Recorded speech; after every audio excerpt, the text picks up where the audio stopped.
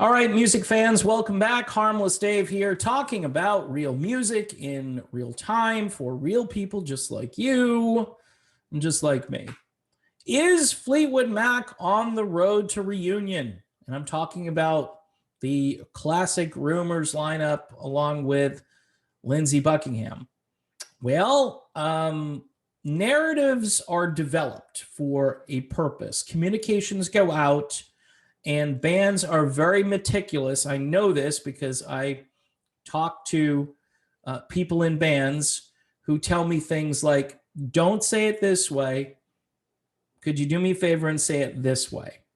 All right. Whether that's the record label or the band leader in the band, the management of the band.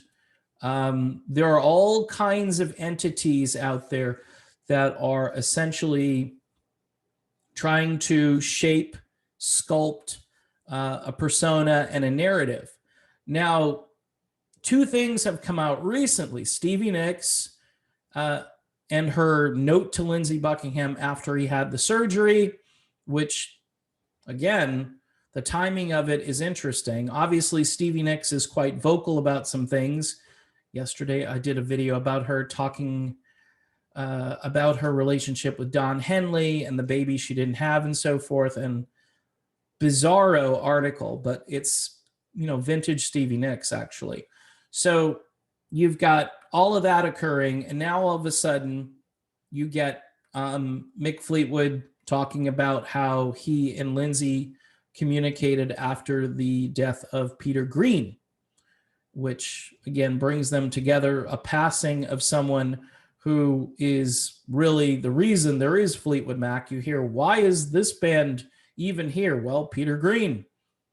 Peter Green initially, that version of the band, by the way, is more loved by, blues aficionados, the early days of classic rock in the late 1960s and so forth. And then, later the band became more West Coast, more contemporary, with the additions of Buckingham and Nicks. Of course, they have Bob Welch as well, who also added some of that, but the transformation didn't complete itself until Buckingham and Nicks joined, and they became a very accessible rock band with more folky tendencies than bluesy tendencies, although the band could still play their older catalog. Much better, by the way, than they did during the last tour, where they tried to go back in time and play these songs. And quite honestly, it was, I don't want to say it was disingenuous or it was weak, but it lacked some of that authenticity because the band isn't equipped like they used to be. And especially if you don't have Lindsey on tour. I know you have Mike Campbell, who is a fine player. I just think, again, my diagnosis of Mike Campbell in Fleetwood Mac was he's a great guitarist. He just doesn't belong in this band. He just doesn't, it's oranges and apples. Lindsey put such a trademark on that sound, that band. His imprint is so strong that you bring someone in who doesn't play anything like Lindsey, and you're going to get a different sounding product. And I heard much of the live stuff that came out, or at least was posted on YouTube. And I don't know, I was not all that impressed, although I do like Mike Campbell as a guitarist. Anyway, the band spent an enormous amount of time when Campbell and Finn joined. They spent a lot of time, a lot of energy, a lot of promotions. They did a lot of interviews talking about how the band is always changing. And this is the hallmark of Fleetwood Mac. One thing you know about Fleetwood Mac is they're always changing. And, fans have come to expect that they change. Well, fans are more comfortable with original lineups, if you haven't noticed. And I may do a video where I say, I like this guy who's singing now for this group. Or, these guys can do this. I did a video about Molly Hatchet the other day. 0 original members. The band sounds good. They were kind of a faceless band. They didn't have characters. They had Danny Joe Brown. They had a few people who were fairly well known, but not to the extent of Fleetwood Mac or a number of other bands where I say, hey, it's tough to replace this person, but, I guess you can do it. Fans want to hear it. Fans want to see the band out on the road. In the case of Fleetwood Mac, I think there were two camps. There were casual fans that wanted to digest the music and they didn't want to think about the personnel. And by the way, this isn't just Fleetwood Mac. This is across the board now. The casual fan with disposable income will show up for a show and they just want to be entertained. They don't really care who is in the band. And I know that's tragic. I've noticed that politics is very similar to music, that they just want an outcome. They don't really care about the details. They don't want to know about how the sausage is being made, because if you tell them, they might freak out. And they just, again, ignorance is bliss. They just, okay, I don't know who Lindsey Buckingham is, but I know the girl who twirls, she's still there. And the other girl who plays the keyboards, she's still there. And the weird looking guy on drums, he's still there. Okay, that's it. And that's what Irving Azoff, he goes, check, check, check. All we got to do is promote those things, emphasize those things. We create a new narrative for this tour. And if you guys do want to reconcile down the road, that will be the big tour. That will be the big reunion tour. And then we can really make some money. See how that works? So I said this probably during the whole debacle in a couple of videos where I was looking at the situation and I'm thinking to myself, well, never say never. Lindsey Buckingham in his interview, even after he sued the band and rightfully got what he was owed as far as the tour goes. In his image, all of his stuff gets put out there, like we're going to do another greatest hits package and we're going to do a little film promotion of it. And we're going to show Lindsey in the film. And I'm thinking to myself, man, and you're not touring with Lindsey and you kicked him out of the band. So Lindsey got what he deserved as far as the settlement goes. But in the interviews, that he did was like, probably not. Feels a little different this time, but you still never say never. And then you have Mick Fleetwood, who also said, well, I don't want to say firing. That's a little harsh. We don't say fired. It was irreconcilable differences and so forth, like a divorce. We get confirmation that it's a smirk that is the reason Lindsey Buckingham isn't in the group, which is just bizarre. That these people, they lack the communication skills to go backstage afterwards and say, look, I'd appreciate if you didn't do this, or, whatever had to be done, because there are millions of dollars at stake. Let's just be honest. You want to make money, you go out on tour and you put up with things maybe that you don't particularly like. I get it. It's the last straw. It's the straw that broke the camel's back, yada, yada, yada. Now, fast forward to now, all right? You've had two statements, one again from Stevie Nicks talking about how she called Lindsey, sent him a note during or right after his surgery. Nice. Okay. She didn't talk about that until recently. It's been well over a year since the band stopped touring, or about a year.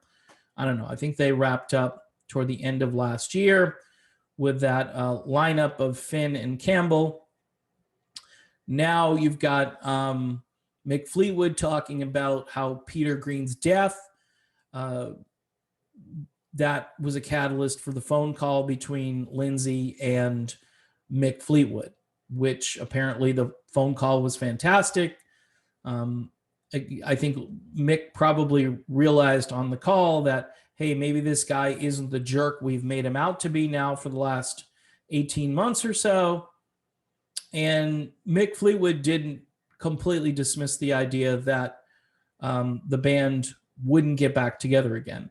Fans, the real fans of this band, will pay money to see this lineup again. The casual fans will obviously come along. They might hear through the grapevine that this is some kind of reunion and this is a big deal. And because they have disposable income, and because they've heard Dreams on the radio a few times, or maybe their kid is playing this TikTok video with Dreams on it, they might want to go see the group. And, you know, the problem is that a lot of people are getting older. All right. So the older people are willing to lay down lots of money to go see this group. And they've seen this group probably in their heyday. So they go through this process. Do I want to see this just because I want to see these people back on stage again? Because musically speaking, it'll be an okay experience, but it can't compare to the late 70s or the early 80s or whenever it was that I got to see Fleetwood Mac. It can't compare those things. So people make that decision. They come to that conclusion, and they either go or they don't go. A lot of people, though, really grasp onto the nostalgia aspect of it.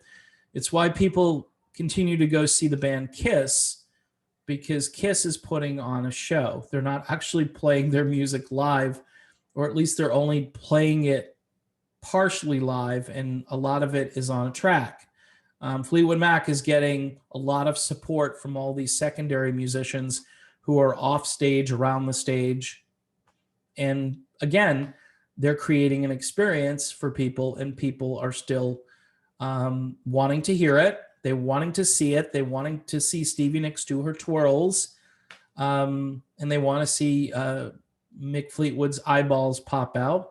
And in the case of Lindsey Buckingham, they want to see this manic, good, crazy guitarist who has so much pent-up energy. See, he's kind of the life force because the music kind of flows through his being. He's a different character. He's not just up there to be dramatic. I mean, that's who he is. And so the people who are going to see Fleetwood Mac with Lindsey, that's the complete package. You've got the architect of much of the music. You've got the perfectionist. You've got the producer who sits there and isn't happy with just good enough. He wants to push this band to a new place. What would be really cool is if they all sat down and said, let's make one last album together, and then let's do a tour, and then that's it. And I think that would be an appropriate way to end the Fleetwood Mac era with Lindsey and just end Fleetwood Mac in general. You've got bands like Rumours of Fleetwood Mac, a tribute band that I really enjoy, who are already carrying the legacy forward and doing a job that the current lineup might not be able to do as far as recreating the music. They certainly can't do it without Lindsey. And if they bring Lindsey back, they're closer. They're much closer to that. But still, again, when these tribute bands come forward, and Rumours, ATL is another group you can go listen to, and you'll just be blown away how the singer seems to be Stevie Nicks in 1976. It's crazy.